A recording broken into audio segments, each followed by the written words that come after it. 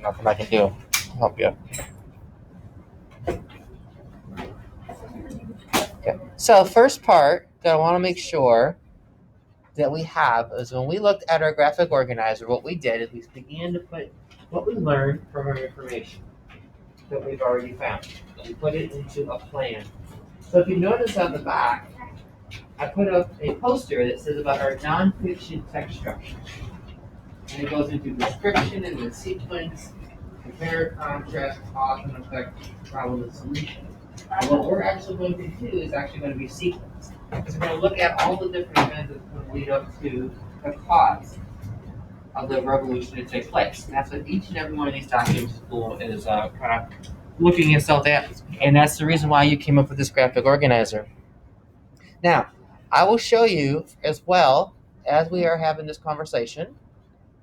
Biggest thing I want to point out to you is we need to make sure that we're looking at these two questions. These two questions are the questions that we're going to answer. We're going to really focus on this question for today, the first question, and then tomorrow we're going to dive in really to the second question. So if you notice on how your graphic organizer was organized, the first part dealt with just reasons why the laws that the British colonists were upset about and why. Why did they think they were unfair? And that's what this part here says. To describe at least two British laws or actions that the American colonists thought were unfair. So you're thinking, okay, which two? Well, I gave you at least three you could use. But the biggest part was you had to remember is you also had to include why they were unfair. Not only which ones they thought, but why. So that's kind of what we put here. So British laws and actions that the colonists thought. And I gave you the Proclamation of 1763. So go ahead and take a look at that real quick. And I think a lot of you also use this kind of similar ones that I did as well. So notice in the first block, the purpose of this law. Why did the king pass this law? What was the purpose of this? What was he trying to do for the colonists? What was it, Ainsley? What was it?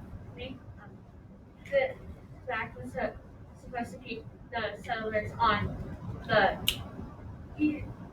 east side of the Appalachian. Very good. That's exactly. So I would want to put that, what you just said, I would want to put that here. The purpose of the law, what was the act supposed to do? And I mentioned that here. But then I also expanded a little bit. I said to keep the settlers to the east of the Appalachian, which I guess spelled it right, mountains. The King of England did not want the settlers to stir up any more problems with the Native Americans because he could not guarantee he could protect the colonies anymore. He was worried about that because they were already in a lot of debt. So if we stirred up any more problems with the Native Americans, there's no guarantee that the colonies can be protected. Okay? Now, I want you to think about for a moment, that's the king's side. Remember, we always want to look at it from a third person. So let's take a step back and look, okay? So what will be the colonist point of view on this? So that's what's going to go into this column here. Why did the colonists feel it was unfair? So why do you think that is? Colonists are mad about this. Why do you think the colonists do not want to have this act in place? What do they look at this as? Besides what I have. Paul, what do you have? They thought it was unfair because the king should be able to control them from across the world, and that the king didn't know how many people were stuffed into the colonies, and they desperately needed more land so people could still live without being crammed into the colonies. Good. They also thought that the king was just trying to control them, and he had no idea what their wants and wishes were. Yeah. Which would make sense because he's 3,000 miles away on the other side of the Atlantic Ocean. Makes total sense. So these two parts right here is what I really want to focus on. Now, this part here at the very end, the action that the colonists took, I'm not going to look at that right now. I may use that when I go to my part B, because we know that the colonists are going to take action. They're not just going to sit back and let this take place. They're going to take action. But we're not going to mention that right now. So the reason why I bring that up, because now what I'm going to do, I'm going to take the information that I have in my flow map, and now I'm going to take it on over to my actual response. So what I like you to do is if you go into Canvas and go into the modules, is I'm going to share with you right now. If you log into the modules and go into assignment, you're actually going to be able to create your own flow or your own, like I call a shell of your response that I've created for you. So if you go into assignments, go into assignments. Make sure you're underneath quarter 3. And you're going to go down where it says test projects and say DBQ written response. When you click on that, these are the same 2 questions that we're looking at together. I just mentioned what they were. What you'll do is you're going to click on this link right here. And it's going to ask you to copy the document, and yes. And once you make a copy of that document, it's now going in your Google Drive. So you no longer have to go here anymore. You go straight to your Google Drive. Moving forward, the only time you're going to come back to the original Canvas page is when you get ready to submit. So you are going to make a copy. And when you make a copy of your response, now this is the response writing. And where it says DBQ response writing, please put by and in your name, please. Where it says click to add subtitle, by and in your name. This is where you're going to put your response. This is it. And notice, as I go down through, now I'm going to skip these 2 slides and we're going to go back to this in just a minute. But this is where I'm going to put my paragraph that's going to explain about this proclamation of 1763. I'm going to explain what the purpose was, and I'm going to explain why the colonists were mad about this. Why did they feel that it wasn't fair? So what I'm taking from those 2 points in my graphic organizer, this information, I'm going to put into my response here. And I'm going to explain. That's all we're done. Now, would I want to add maybe a few more details along the way to further explain? Yes, because the more that you explain and the clearer that it is, the higher the points I can give you. Guys, so it's evidence of learning. So I'm not going to put in, I'm not typing this part out for you. This is part that you're going to have to put in to show your evidence of learning. Now, these 2 slides you're thinking, what are those 2 slides for? Well, anytime you do an informational text that you're going to create, you need to create an introduction. You got to let reader know what you're going to be writing about.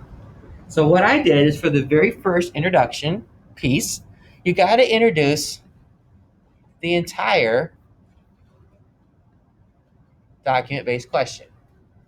And what I'm doing is I'm saying, this is what I'm going to be writing to you about. This is what I want to teach you. And if you notice, one of the ways that I like to start out when we look up this during writing time, when we start out looking at writing informational text, technical setup, one of the things I would like to do is you don't want to start out by saying, this DBQ is going to explain. That's boring. Doesn't make me jump out that window if I read 80 of those like that.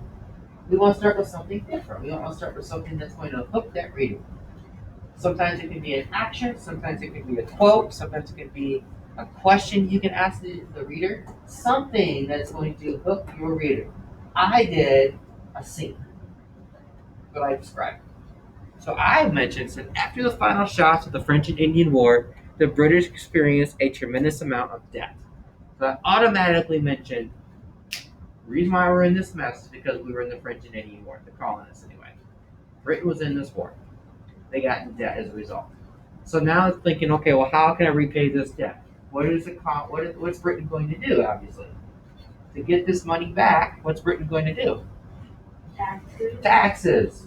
So now it's my next point. What was Britain going to do to recover this debt?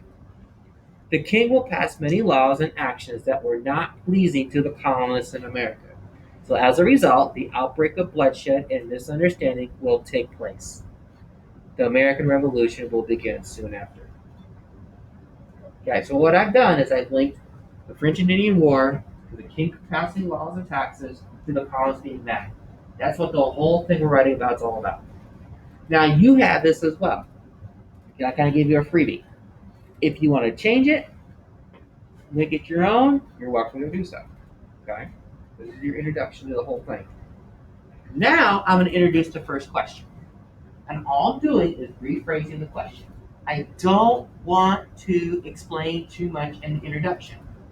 It's kind of like when you go out to dinner with your parents. You eat at a nice restaurant. And you get an appetizer. You get like a 3-course meal, and you get the appetizer first.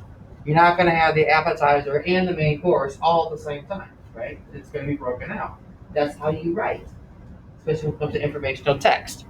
So I'm going to introduce that first question. That's part one. That's that very first question. And it's going to be, what were the laws that the colonists thought were unfair? Colonists became angry with Britain about laws passed onto them that they thought were unfair. These laws included, notice what I have, Proclamation 1763, the Stamp Act, and the Intolerable Acts. That's the ones I'm going to describe. And that's it. That's all I'm going to mention. Boom, done. That's it. That's all I'm going to do. I'm not describing the Proclamation 1763 right this minute. I'm not going to get into the Stamp Act right this minute. And I'm not going to get into the Intolerable Acts. I'm going to take each one of these and explain them separately. Now, after I have this part taken care of, now I begin to write about the what? The Proclamation of 1763. And you put your goodies in. Now, I said, if you look on the introduction or on the task, it said you could do minimum of 2, right? I gave you 3 laws or acts. You can. Some of you wanted to say this real quick. What if I change, instead of doing the Proclamation of 1763, I want to do the Sugar Act? Can I do that? Yes. Yes. You can do any 2 or 3, right? I set it up for 3. I kind of gave you 3. Well, you'll see the rubrics on the main page. Now, this was going to be on the main Canvas page. What I do and how I score this is each category is worth 25 points. You have introduction and conclusion. Those are both 25 points each. Grammar and vocabulary is 25 points. And then the content is 25 points.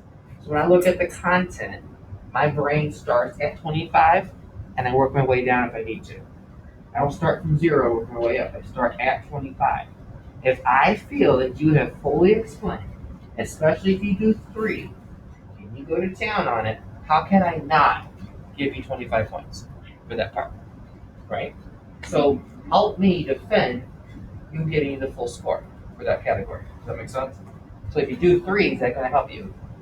Probably, right? If you explain, if you just mention it and move on to something else, like, does no good. You guys think about, am I showing Mr. Book what I've learned about this? If the answer to that question is yes, then I can give you those points. They feel good about doing that. Make sense? Alright, so now that's why I'm not going to tell you what to put in here. Look at your flow map to help you. If you did the Stamp Act, which is the easiest one out of them all, if you ask me. If you go to detail, you might want to mention, again, what it was, what was the intent, and why the colonists feel that it was unfair. And explain. Right? Explain. You can never, if you're on task, if you're on topic, you can never over-explain. And I know 5th graders love, how many sentences, Mr. Vogue? How many sentences does each paragraph have to be? I'm not telling, I don't know. So we could do like 1 sentence. Is that a paragraph? No, but. Why would you do, okay, so let me ask you this. You really think you can describe and get 25 points in 1 sentence? No, I'm just saying. I'm just saying, right? You got to use that noggin for a minute, right? There's no way. You got to do your job and making sure that you explain. So I don't like to say quantitatively, like, I don't like to measure things by how many sentences. Because if I say that to a 5th grader, then what you're going to do, if I say it's got to be at least 5 sentences, you're going to just put 5 sentences down. It's probably going to be junk. It's not going to be quality. I want quality sentences that describe what you've learned and it answers the question. If you can do that in 4 sentences, great. If you need to do it in 10, great. Each one doesn't care. What I care about is the content, not how long it is. Make sense? 1,000 paragraphs. Joseph. So, do we not have, so I have 2 questions. Uh-huh. Do we not have to put the actions that they take to fight with? Not yet. We're going to hold on to that for part 2. Okay, and Yep. then so for the response writing, Uh-huh. do we erase it and make our own introduction, or do we put our introduction in our actual? You can use one that I gave you. If you want to switch it around so it matches up to what you have, that's fine. If what I have is perfect, Because what you have is like sort of matches up to what mine. then keep it rolling. Okay. Then you're fine. Yes. I'm confused. Do you do one of them or do you do all of them? You're doing, well, what's the direction sign? The question asks you to do how many? At least what? 2. At least 2. I gave you 3 in your shell, right? All you're doing is you're putting your information that you've learned here. You're putting in what the act did, what was the purpose of it, like why was it created, and why the colonists thought it was unfair. So you're doing that for this. If you follow my example and you want to use Stamp Act, you're going to explain that part. If you do Proclamation 1763, that's what you want to explain. I would recommend you do 3 because I gave you 3. All you got to do is fill in the shell. So you're not putting it on a separate sheet of paper. You're not putting it on a Google Doc. You're filling it in. Your information, your paragraphs are going to go in each one of these slots here. Okay? And if you do the Intolerable Act, which is a big one, that's a biggie, right? I probably would wink, wink, hint, hint, do the Intolerable Act. That's a big one because we know that's a response to the what? Boston Tea Party. Okay, let's keep that in mind. So that would be one I would use for sure. Okay? Again, I kind of helped you with that part and that part, but when you get, and we'll get into this a little bit later, but for tomorrow, I'm going to introduce part 2 to you. We're going to look at part 2. We're going to look at what did the colonists do about it. They knew it was unfair. They thought it was unfair. So the colonists are not just going to sit back, but they have a response. How did they respond? How did they resist and not go along with these taxes and laws that were being passed? And that will be available to you as well. Okay. So again, the more that you explain, the better off you're going to be. So looking at our rubric, if you go down here to the bottom, you'll see the introduction, which I've pretty much have given you. So I'm spotting you 25 points. The organization is if you keep things in the format that I have for you, and you kind of stay on that course, then that's 25 points. Because we want to make sure that when we use a flow map, that things are in sequential order. They're flowing as they should. The biggest part that you want to focus on is going to be the content and the writing and mechanics. Proper nouns, and capitals. Punctuation that marks at the end of your sentences. Spelling of words that are commonly used correctly. That type of thing. That's what I'm looking for. So these 2 right here, I'm really going to zero in on. So if you are really going to be pretty much spotting you 50 points. So the other 50 points, I'm really going to hone in on. I'm really going to look hard at your content. I'm really going to look at your mechanics. You've got to make sure that you're explaining. If you just give me a tiny little blurb, there's no way I can give you that full credit. I can't. Yeah. Any questions about what you're going to be doing for the remainder of our time today? Because I really want you to continue to start your actual response. Cool. Can you use the same 3 that I put up there for you? The Proclamation of 1763, the Stamp Act, and the Intolerable Acts? Just like you have here in this order? Yes. That's why they're on there. Yes, you can use those. I kind of want you to, but if you have something else you want to put in there, that's fine. Okay. Remember, these all go in the same order as your response. Same order. That on purpose. Sir? So are we going to be doing what is it, the proclamation of 1763? You choose. Okay. You choose. I would, saying that I've given it to you, I would. Because the part. Your choice. Your choice. Yep, your choice. Cool beans? I'll give you the rest of the time is yours. I'm going to allow you to go ahead and continue on. starting with, if you're using Tolerable Acts or using the Proclamation 1763, that's what I would use. It's free. Take advantage of it. I'm going to put some quiet listening music on in the background, and you have about 15 minutes to get a good start.